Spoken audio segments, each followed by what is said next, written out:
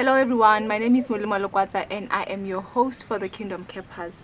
And today we are going to talk about why Christianity is a better religion than all other religions. Why is it the true religion? And what is the logic behind it? So this is what we are going to discuss today. Maybe let us talk about why man was created. And by man, I don't mean male. I mean both male and female, humankind, human beings. Why were we created? And God shows us in the Bible in Genesis chapter 1 verse 26 to 27, and in Genesis chapter 2 verse 15. God shows us this. And Genesis chapter 1 verse 26 to 27 says, and God said, let us make man in our image, after our likeness, and let them have dominion over the fish of the sea, and over the fowl of the air, and over the cattle, and over all the earth, and over every creeping thing that creepeth upon the earth. So we were created to have dominion, right? In this verse, let us look at Genesis chapter 2 verse 15. It says, the Lord God took the man and put him in the garden of Eden to work it and take care of it. So according to these verses, what we can understand is that man was created to have dominion on earth, to rule, to be the ruler of earth, to rule over fish, over birds, over animals, and over circumstances. We are to protect earth, we are to tend to it, we are to watch over earth. This is why we were created here on earth. This is why man was created, to be ambassadors of God, to be representative of God on earth, to establish his kingdom here on earth. Since we are legally responsible for earth, we are legal guidance here on earth. Everything that happens on earth should happen through us. We should be involved. Think of it like this. If you were a manager at your work, in your department, whatever department that you are, and you are a manager, and the company was to make a decision concerning that department, it will be reasonable for your superiors to invite you in that meeting, so that you are involved, or you partake in that meeting, you partake in that decision making of your company, whatever that of your department, whatever that involves your department. As a manager, as someone who is watching over that department, it makes sense that you are involved, right? That will be a good management. You are involved so that you can know what is happening and what is not happening, what will work and what will not work. We are managers here on earth, and everything that is going to happen on earth, God has to involve people.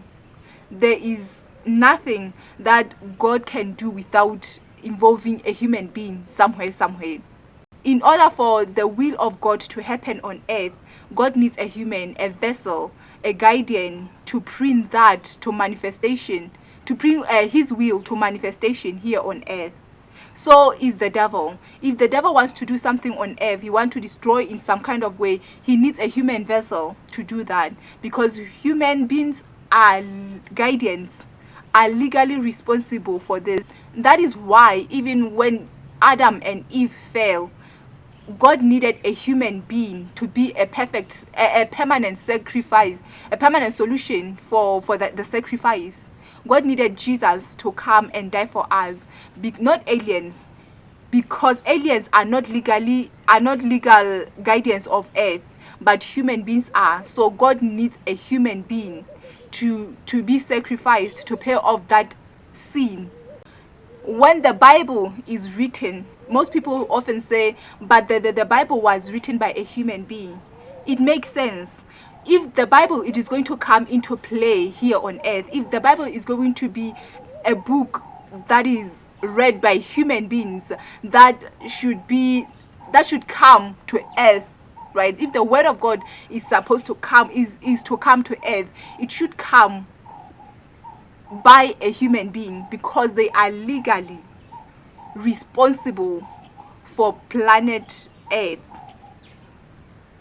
I hope this makes sense. That is why the Bible is written by a human being, but but it is inspired by the Holy Spirit. The Holy Spirit needs a vessel in order for the Bible to be written. The Holy Spirit can't write the book and then just put it there for people to, I don't know, to read or whatever. It does not work like that. That will go against the law.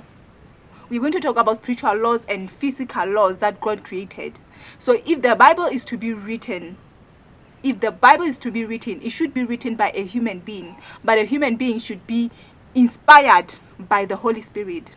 Spells, these spell books and all other things, they are written by humans, not demons. Humans, but in the inspiration of demons.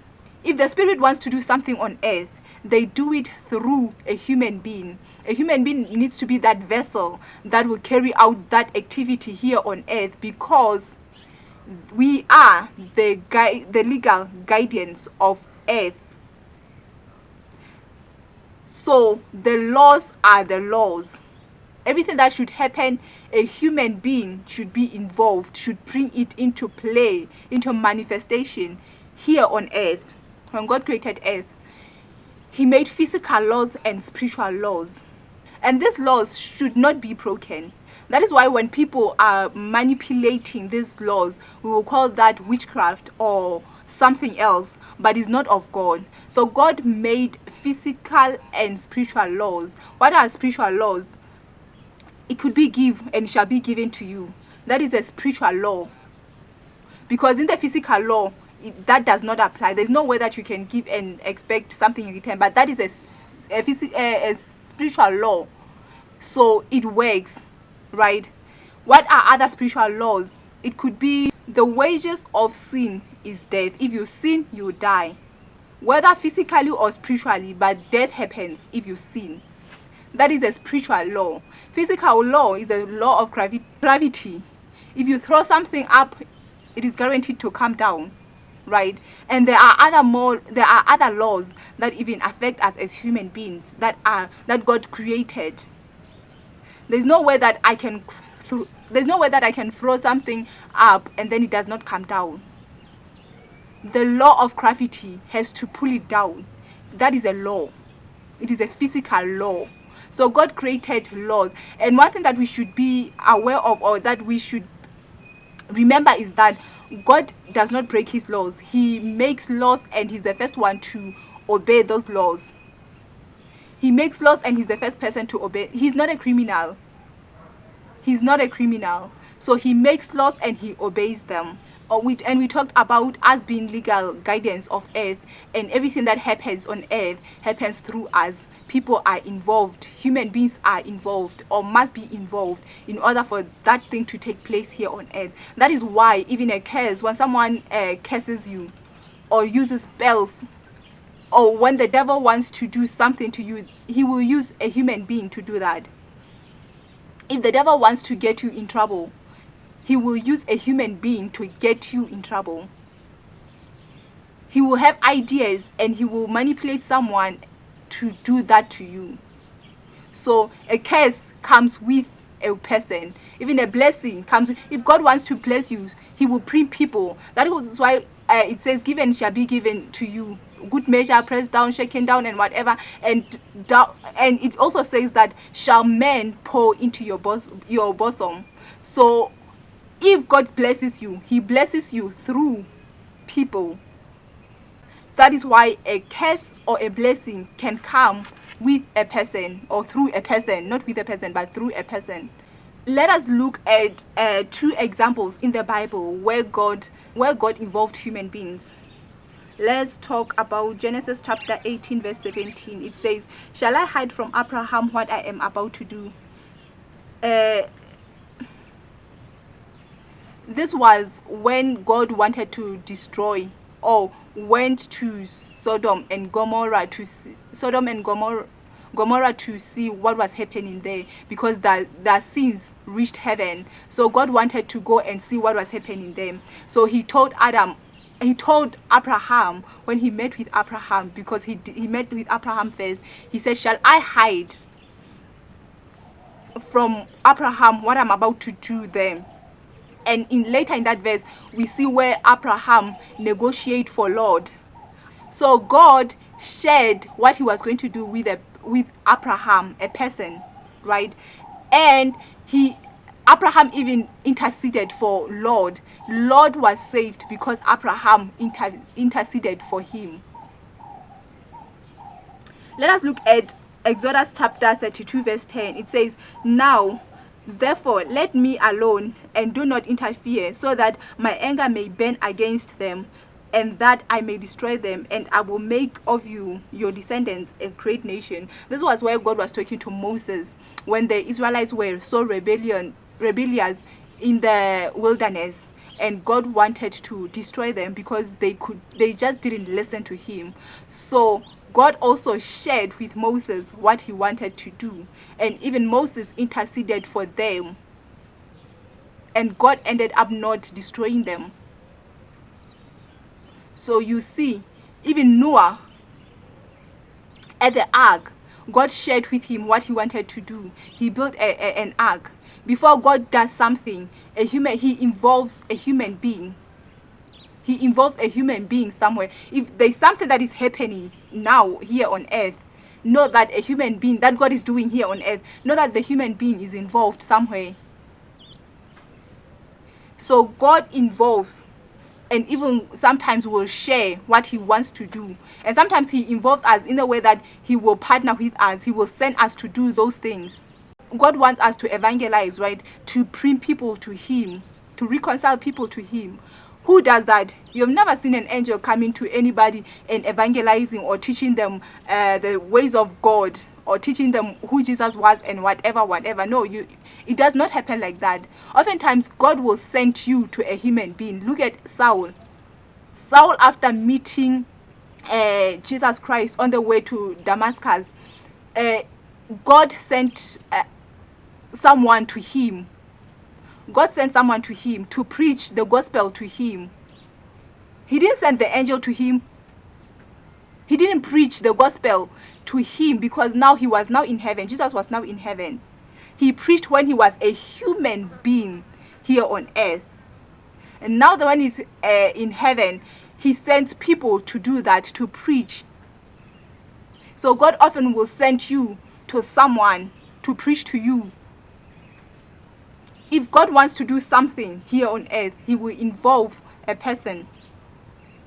He will involve a person, or he will send or use a person to do that. Which also means that God needed a perfect sacrifice for the remission of sins, not an alien. Oftentimes people will ask why God didn't come as God to just do away with sin, right? Because he's almighty and he can do everything that he wants to do. Yes, God can do everything that he wants to do, but he also introduced laws on earth, physical and spiritual, and he obeys his laws.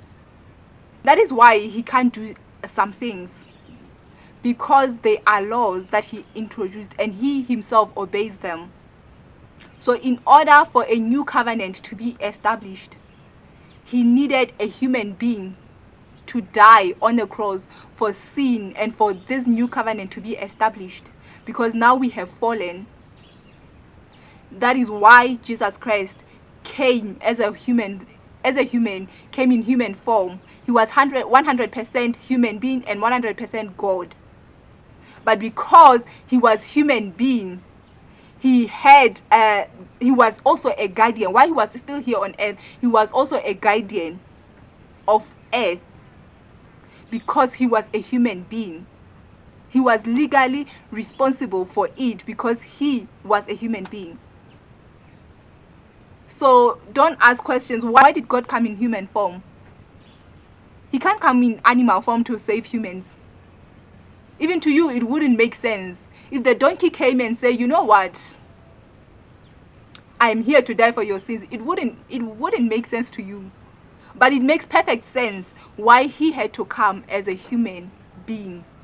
If there is something that you can learn from this video, is that we are created to take care of earth, we are legal guardians of earth, and we dominate here on earth. And oftentimes you find that we as people, as human beings, the ones who are created to dominate circumstances here on earth, to dominate earth dominates us. You find that sometimes we are dominated by diseases, we are dominated by circumstances, poverty, and all that, and that should not be the case.